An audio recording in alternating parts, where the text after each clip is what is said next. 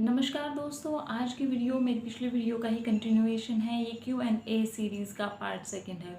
तो अगर आपने अभी तक वो वीडियो नहीं देखी है तो प्लीज़ उसे भी देखें, लिंक डिस्क्रिप्शन बॉक्स में है।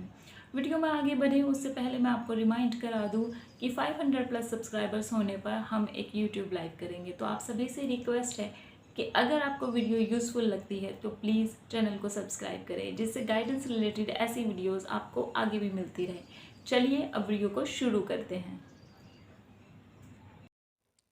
पिछली वीडियो में हमने 11 क्वेश्चन कवर कर लिए थे। इस वीडियो में हम 12th क्वेश्चन देखेंगे। सैम का क्वेश्चन है, कितने सालों तक कॉस्ट रेशो मेंटेन करना पड़ता है कि हम एडमिनिस्ट्रेटिव में जा सकें। आपको 6 सालों तक कॉस्ट रेशो मेंटेन करना पड़ता है। उसके बाद आप एबीएम के लिए एलिजिबल हो जाते हैं और उसकी एक अपनी पूरी प्रोसेस है। मतलब ऐसा नहीं है कि आपने 6 साल तक एक पर्टिकुलर कॉस्ट रेशो मेंटेन कर लिया तो आपको सीधा एबीएम बना देंगे। उसके लिए आपका इंटरव्यू वगैरह होगा। अगर आपने इंटरव्यू क्वालिफाई कर लिया तो फिर आप एबीएम के लिए जा सकते हैं। अब आपका सवाल ये भी हो सकता है कि कितना कॉस्ट रेशो मेंटेन करना पड़ता है।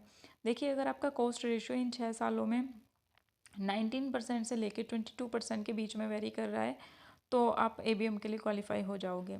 नेक्स्ट क्वेश्चन है, अगर आफ्टर कन्फर्मेशन अगर डीओ को 50% कॉस्ट रेशियो मेंटेन करता है तो एलआईसी कब तक उसको मौका देगी।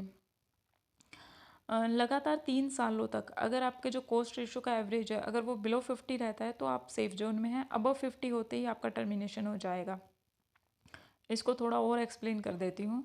मान लीजिए कि फर्स्ट ईयर आपका कॉस्ट रेशियो है 80%, नेक्स्ट ईयर आपका है 30% और थर्ड ईयर है आपका फिर से 30%।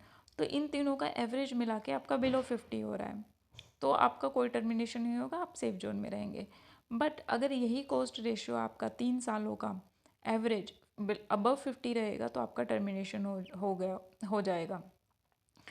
एंड नेक्स्ट क्वेश्चन है, ब्रांच ऑफिस सही रहता है पोस्टिंग के लिए सैटेलाइट ऑफिस। देखिए, दोनों के अपने पॉजिटिव और नेगेटिव है। मेरा ब्रांच ऑफिस था और ब्रांच ऑफिस में क्या रहता है कि आपका क्लाइंट बेस ज़्यादा आता है, बहुत ज़्यादा कस्टमर्स आते हैं तो आपके लिए मतलब आपके लिए ये अपॉर्चुनिटी रहती है कि आप उन्हीं में से अपने लिए एजेंट भी ले लें और आपको पॉलिसीज़ भी वहाँ से मिल जाती है। दूसरा, आपके सारे काम ब्रांच ऑफिस में ही हो जाते हैं। मतलब आपको किसी भी चीज़ के लिए किसी और ऑफिस में जाने की ज़रूरत नहीं है क्योंकि सारी फैसिलिटीज़ आपको ब्रांच ऑफिस में मिल जाती हैं। वेयर सैटेलाइट ऑफिस में क्या होता है कि सैटेलाइट ऑफिस में आपका ना बहुत कम लोग होते हैं और आपके ना केस वगैरह जो होते हैं वो फटाफट से पूरे हो जाते हैं। मतलब आप अपना केस खुद से भी टाइप कर सकते हैं। कैश काउंटर पे भी कोई ऐसा नहीं है कि बहुत ज़्यादा रश होता है, आप तुरंत आपका काम हो जाता है उसमें, ये बेनिफिट रहता है। और ऑफिस पॉलिटिक्स भी थोड़ी कम होती है क्योंकि अ, मतलब मैक्सिमम 10-12 लोग रहते हैं पूरे ही ऑफिस में, तो इसलिए ऑफिस पॉलिटिक्स भी इतनी ज़्यादा नहीं होती है। हाँ, सैटेलाइट ऑफिस वालों को कुछ पर्टिकुलर काम के लिए अगर उन्हें कोई परमिशन वगैरह लेनी है तो फिर उन्हें ब्रांच ऑफिस आना पड़ता है। कुछ एक पर्टिकुलर काम के लिए उन्हें ब्रांच ऑफिस आना पड़ता है। और ब्रांच ऑफिस में क्या होता है, ब्रांच ऑफिस में आपका अगर मान लीजिए दिन की ही 100-150 पॉलिसीज़ आ जाती हैं तो आपका ना कई बार आपके पास अगर केसेस ज़्यादा हैं तो आपका पूरा दिन लग जाता है उसमें, क्योंकि आपका एक नंबर आएगा, फिर नंबर पे आपका केस टाइप होगा, फिर कैश काउंटर पे इतनी ज़्यादा भीड़ होगी तो फिर आप कैश काउंटर पे लाइन में लगोगे और फिर वो आपका प्रीमियम जमा होगा, तो वो एक मतलब काफ़ी समय लग जाता है उन सब चीज़ों में। पर ब्रांच ऑफिस में ये समय नहीं लगता, ब्रांच ऑफिस में फटाफट से काम हो जाता है। तो ये मैंने दोनों के अपने पॉजिटिव और नेगेटिव बताए। एंड अगर आपके फिर भी कोई सवाल रह जाते हैं, मान लीजिए मैं बता रही हूँ और इसी में आपको कुछ कन्फ्यूज़न हो जाता है तो आप मुझे कमेंट सेक्शन में बता दीजिए, मैं रिप्लाई कर दूँगी। एंड आप लोगों से रिक्वेस्ट भी करती हूँ कि प्लीज़ वीडियो अगर आपको पसंद आती है तो उसे शेयर भी किए करा करें। ये नहीं कि भाई मैं अपने तक ही रखूँगा, बाकियों को पता चल जाएगा। अगर इस तरह की मेंटेलिटी अगर आप रखेंगे ना तो फिर वो सही नहीं है, क्योंकि एनीवे भी दूसरों को देखिए पता तो चलना ही है, आज नहीं तो कल पता चल जाएगा। बट अगर हम ये सोचें कि सब कुछ हम ले लें और दूसरे को पता ना चले, वो हमसे आगे ना बढ़ पाए, तो इस तरह की मानसिकता सही नहीं होती। एक हेल्दी कंपटीशन और हेल्दी एनवायरनमेंट हमको रखना चाहिए। अच्छा, 15th क्वेश्चन है, अगर आप अपने डिविजनल ऑफिस के पोस्टिंग क्लोज पोस्टिंग है तो ये आपके लिए खून है या कर्ज। देखिए, इसका मुझे कोई एक्सपीरियंस तो नहीं है पर फिर भी बताती हूँ कि सिर्फ ये हो सकता है कि आपके, क्योंकि आप डिविजनल ऑफिस के पास है, तो एसडीएम सर या जो बाकी जो एमएम सर हैं वो आपकी फ्रिक्वेंटली ब्रांच विजिट कर सकते हैं, बस ये एक चीज़ हो सकती है। बाकी तो मुझे ऐसा कुछ लगता नहीं कि कुछ होगा। हाँ, बट ये फ़ायदा भी हो जाता है कई बार कि जैसे मान लीजिए कुछ भी होता है, मान लीजिए कोई सर्कुलर आया या कुछ भी हुआ, तो वो लेटेस्ट आपको पता होता है कि क्या चल रहा है। तो ये एक पॉजिटिव और एक नेगेटिव दोनों मैंने आपको बता दिया। और एक डीओ में ऐसी क्या क्या क्वालिटीज़ होनी चाहिए कि फील्ड में उन्हें दिक्कत ना हो, इस पे मैं एक सेपरेट वीडियो बनाऊंगी। एजेंट कभी कभी मॉनेटरी हेल्प भी मांग सकते हैं, क्या आपने दिया था? हाँ बिल्कुल, मॉनेटरी हेल्प मांग सकते हैं और मांगते ही हैं, और हाँ मैंने दिया था, क्योंकि आप मना नहीं कर सकते। और बिजनेस में कई बार ऐसा होता है कि प्रीमियम, मान लीजिए प्रीमियम अमाउंट थोड़ी कम है, 500 रुपये कम है या 1000 रुपये कम हो रहे हैं, और वो कह रहा है कि मैम पार्टी 2 दिनों में दे देगी, अभी उसने इतना ही दिया है, तो और आज कंपटीशन भी है और उसको क्वालिफाई भी करना है, और वो कह रहा है मैडम आप दे दो और मैं आपको 2 दिन बाद दे दूँगा। तो कई बार आपको अपनी तरफ से भी पैसा मिलाना पड़ता है, और डूब भी जाता है कई बार। मोस्टली देखिए, मेरा तो मोस्टली आ ही गया था, बट आने का ये है कि उन्होंने 2 दिन बाद कहा है तो वो 2 दिन बाद नहीं देते हैं।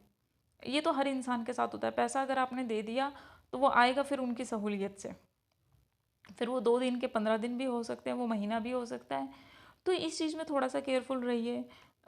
प्रीमियम वगैरह के लिए तो देखिए करना पड़ता है, और कई बार ना छोटे मोटे तो कुछ एजेंट तो, मेरे साथ तो एक्सपीरियंस ये हुआ था कि कुछ एजेंट तो ऐसे थे, अरे मैडम इतना कमा रहे हो, तो क्या हो गया, 500 रुपये थोड़ा बहुत मतलब कर लिया करो, इस तरीके की बात करते हैं। तो वो आपको पता नहीं होता कि आप इस सिचुएशन को कैसे हैंडल करें, क्योंकि ट्रेनिंग तो कुछ होती नहीं है हमारी इस तरीके की। तो थोड़ा सा एक एक दायरा रखिए कि हाँ ठीक है, और मेंटेन करके रहिए। और अगर आपको पता चल जाता है कि आपको, देखिए अपने एजेंट का नेचर सबका पता चल जाएगा कि कौन पैसा दे देता है टाइम पे, कौन नहीं देता। तो जो इस तरीके का हो कि पैसा नहीं देता है और आपको फिर बाद में परेशान करता है, तो आप उससे थोड़ा सा कट के रहिए, और उसको फिर उस तरीके की मॉनिटरी हेल्प ना कीजिए। क्योंकि देखिए जैसे ही अब आपकी जॉब लगेगी ना, मैं थोड़ा सा टॉपिक से डाइवर्ट हो रही हूँ, आपको लोगों के पास बहुत सारी मॉनेटरी हेल्प के लिए आने लग जाएंगे कि यार दोस्त भी मांगेंगे, बाकी लोग भी मांगेंगे। तो वो ना अपना देख लीजिएगा उसका तरीका। मुझे लगता है कि फिर मैं इस वीडियो में बताने लगूंगी तो ये वीडियो अदर बहुत लंबी हो जाएगी, हम क्वेश्चन ही कवर कर लेते हैं इस वीडियो में। तो यह मॉनेटरी हेल्प मांगते हैं और करनी भी पड़ती है, और पर्सनल कामों के लिए भी मांग लेते हैं एजेंट पैसा कि मैम अभी ये वाला काम है, प्लीज़ आप ट्रांसफ़र कर दो 3000 रुपये। तो आप अपने हिसाब से देख के करिए। मैंने की थी हेल्प, और कुछ अच्छे एक्सपीरियंस भी रहे, कुछ बुरे भी रहे। कुछ लोग टाइम पे वापस कर देते हैं और कुछ लोग टाइम पे वापस नहीं करते। पर पैसे के साथ एक रूल ये हमेशा याद रखिए कि दोगे आप अपनी मर्ज़ी से, पर वापस उनकी मर्ज़ी से आएगा जिसको आपने दिया है। 18th क्वेश्चन क्या है? एजेंट भी डीओ का एक्सप्लॉइट करते हैं कि लाइक प्राउडनेस में बोलते होंगे कि मेरी वजह से आपका टारगेट पूरा हो रहा है। इतना अपना एजेंट को नॉलेज देने की ज़रूरत ही नहीं है। उसको ये थोड़ी ना बताना है कि भाई तुम्हारी वजह से हमारा टारगेट पूरा हो रहा है, ये मत बताओ उसको। उसको ये नहीं बताना। उसको क्या बताना है कि मैं डीओ हूँ और मेरा ये काम है कि मैं टीम बिल्डअप करूँ और तुम मेरी टीम का हिस्सा हो, ये उसको बताना है। एंड ऑफिस में जाहिर सी बात है, आप नहीं बताओगे तो बाकी लोग बता ही देते हैं। तो अब इसका सिर्फ वे यही है कि ज़्यादा वो आपको, एक तो कम से कम वो ऑफिस आएगा, आपने उसको बना लिया, कर लिया। और उसके बाद एडवाइस तो हमें यही दी जाती थी कि आप अपने एजेंट को ऑफिस मत आने दो, क्योंकि उसका अपना अलग तरीका होता है कि आपका एजेंट ऑफिस आया तो कोई और कर रहा है कि मैडम तो प्रिपरेशन कर रही है, वो तो चली जाएंगी, अभी कंफर्म नहीं हुई है, और पता है इतना मिलता है, इसको तो आईबी में मिलता है। तो इस तरह की पॉलिटिक्स भी होती है, वो सब होता है। तो उसका सर बेस्ट वे ये है कि आप अपने एजेंट को कम से कम ऑफिस आने दो। उसका कोई नॉन मिल गया तो वहाँ पे अलग दिक्कत हो जाएगी। एक तो एजेंट को कम से कम ऑफिस आने दो, और दूसरा उसको बहुत ज़्यादा नॉलेज मत दो, उसको उसके प्लान की, और क्लाइंट को हैंडल कर पाए इतना ही उसको ट्रेनिंग दो। उसको सब कुछ बताने की ज़रूरत नहीं है कि आईबी आता है, इतना आता है। हालांकि वो पूछेंगे कई बार, क्योंकि आप नहीं बताओगे तो भी वो दूसरों से ज्ञान लेके आ जाएंगे। तो वो आपसे पूछेंगे कि मैडम कितना आईबी आता है। तो सिर्फ उसको इतना कहना है कि भाई मेरे आईबी, वो मेरा बिजनेस है, आप सिर्फ अपने कमीशन तक लिमिटेड रहो। बहुत क्लियरली उनकी जो बाउंड्रीज है ना, वो आप स्टार्टिंग में डिफाइन कर दो। अगर स्टार्टिंग में आपने अपने एजेंट की आदत बिगाड़ दी ना, तो फिर वो आपको बहुत लंबा झेलना पड़ेगा। और मैं इस पे एक अलग से वीडियो बनाऊंगी कि स्टार्टिंग में एजेंट्स के साथ डील करते हुए किन किन बातों का ध्यान रखना है। ठीक है। इसके अलावा कभी कभी एज ए डीओ हमें पॉलिसी सेल करनी होती है, तो क्या किसी एजेंट के अंडर उसका बेनिफिट डाल दें या डमी एजेंट रखें, ये आपकी अपनी मर्ज़ी है। मैंने पॉलिसीज़ तो देखिए हमारे पास आती हैं, तो मैंने ना एक एजेंट को ही दे दी थी। अब उसका नुकसान ये है कि बाद में वो एजेंट पलट जाए ना, तो आपको वो 5 सालों तक या 15 सालों तक तो कमीशन देने वाला नहीं है, तो आपका नुकसान होता है। तो बेटर ये है कि आप एक अपनी डमी एजेंसी रख लो, उसका अपना क्रेडिट कार्ड वगैरह, डेबिट कार्ड, जो भी कुछ है वो अपने पास रखो। चाहे वो किसी कज़न की लगा दो आप, चाहे अपने किसी रिलेटिव की लगा दो, वो लगा दो, और सब कुछ अपने पास रखो। और थोड़ा सा विश्वास का इंसान रखना, क्योंकि अभी पैसा कम, मान लो इनिशियली कम आएगा, पर बाद में ज़्यादा पैसा आएगा तो फिर आपके पास हाथ में कुछ नहीं रहेगा, क्योंकि इंसान की नीयत कब बदल जाए, यू नेवर नो। तो बहुत सोच समझ के जिस इंसान की डमी एजेंसी लगा रहे हो वो ध्यान से लगाना। दूसरा, अगर एजेंट के उसमें डाल रहे हो तो एजेंट भी देखिए आपको कमीशन नहीं देगा। अगर आप वो करना चाहते हो तो वो भी कर सकते हो, मैंने किया था। मैंने तो एजेंट को ही पॉलिसी दी थी, पर मुझे लगता है फिर उसमें नुकसान ही होता है, आपका मॉनेटरी नुकसान होता है आपका, तो वो मत करो। कभी कभी कुछ लोग एजेंसी के लिए नहीं पर प्लान के लिए इंटरेस्टेड रहते हो, उस सिचुएशन को आप कैसे हैंडल करते थे? उस सिचुएशन को कुछ हैंडल नहीं करना, सिंपल। अगर वो प्लान के लिए इंटरेस्टेड है तो उसको प्लान समझा दो, बट फिर उसको बहुत, अगर कोई प्लान एजेंसी के लिए गए पर वो कहता है कि मुझे एजेंसी नहीं लेनी, मुझे तो प्लान लेना है, उसको प्लान समझा दो उसके अकॉर्डिंग, जो वो प्लान चाहता है, जैसा चाहता है उसकी रिक्वायरमेंट के अकॉर्डिंग आपने प्लान समझा दिया। फिर उसको एजेंसी का बेनिफिट भी समझा दो कि भैया किसी और को इतना % कमीशन दोगे, आपने घर की 4 पॉलिसी 5 पॉलिसी लगा दी, 10 पॉलिसी भी लगा दी तुमने, तो इतना तो तुम्हारा आ जाएगा वापस। और जब आप किसी को इस तरीके से आप समझाते हो ना कि ये तुम्हारा पैसा सेव ही होगा सारा, किसी दूसरे को क्यों दे रहे हो ये पैसा, तो वो एजेंसी के लिए भी मान जाता है। बट बात सिर्फ ये है कि आपको उसको वो जो प्रॉफिट है ना वो दिखाना पड़ता है आपको, कि ये पैसा कमीशन का तुम्हारा यहाँ पे भी बच रहा है और ये सेविंग हो रही है तुम्हारी, और 10 पॉलिसी कर दी इतनी इतनी अमाउंट की, तो ये देखो कितना पैसा बच जाएगा, और फिर ये 16 सालों तक आएगा तो सोचो कितना पैसा बच जाएगा। तो जब आप एक इस तरीके से एक लार्जर पिक्चर उसको दिखाते हैं ना, तो एजेंसी के लिए भी कन्विंस हो जाता है। और अगर फिर भी कोई कन्विंस नहीं होता तो सिंपल है, हमारा तो काम सिंपल है ना। अगर हमने एजेंसी आए हमारे पास या पॉलिसी आए हमारे पास, तो विन विन सिचुएशन है ना। तो जो जैसे हो उसके अकॉर्डिंग हमें उसको हैंडल कर लेना है। क्या कैनोपी लगा के सेल करना बेनिफिशियल होता है? कई बार होता भी है, कई बार नहीं भी होता। कुछ दिन ऐसे होते हैं कि आपने पूरे दिन भर कैनोपी लगाई, कुछ नहीं हुआ, बट इन जनरल आप एक एक्सपीरियंस तो लेते ही हो, आपको पता चल जाता है क्या चीज़ें काम करती, क्या चीज़ें नहीं काम करती। कुछ डीओ ऐसे हैं जिन्होंने अपने करियर में आज तक कोई कैनोपी नहीं लगाई, फिर भी वो बहुत अच्छा बिजनेस कर रहे हैं। कुछ लोग कैनोपी लगा के बहुत अच्छा कर लेते हैं। तो मुझे लगता है कि 1-2 बार कैनोपी लगा के, और आप खुद मत बैठो। अगर आपको, मैंने पहले भी अपनी वीडियो में बताया, अगर आपको थोड़ी सी एम्बेरसमेंट होती है तो आप खुद से नहीं बैठो, आप ना अपने किसी एजेंट को वहाँ पे बैठा दो। तो उसको वो, अगर पॉलिसी आती है तो भी कोई दिक्कत नहीं है, अगर कोई एजेंसी के लिए भी आता है तो भी कोई दिक्कत नहीं है।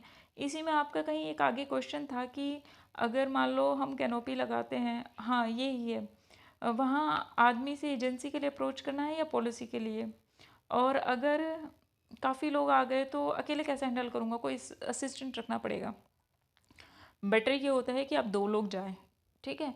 अगर आप अपने ऑफिस के कैंपस में ही कैनोपी लगा रहे हो ना, तो जो मैंने बताया था कि हर 15 तारीख या 28 तारीख को आप कैनोपी लगाओ, तो या मंडे को लगाओ तो ज़्यादा कस्टमर्स आते हैं, तो आप अपने एक एजेंट को लेके वहाँ पे बैठ जाओ, कोई दिक्कत नहीं है। कुछ भी होता है तो आपका असिस्टेंट भी का भी काम कर लेगा, वो हैंडल कर लेगा, तो दोनों मिलके हैंडल कर लोगे। और काफ़ी लोग आ जाते हैं तो ऐसी कोई दिक्कत नहीं है, ऐसा कोई एकदम से इतना हजूम भी नहीं आ जाता है।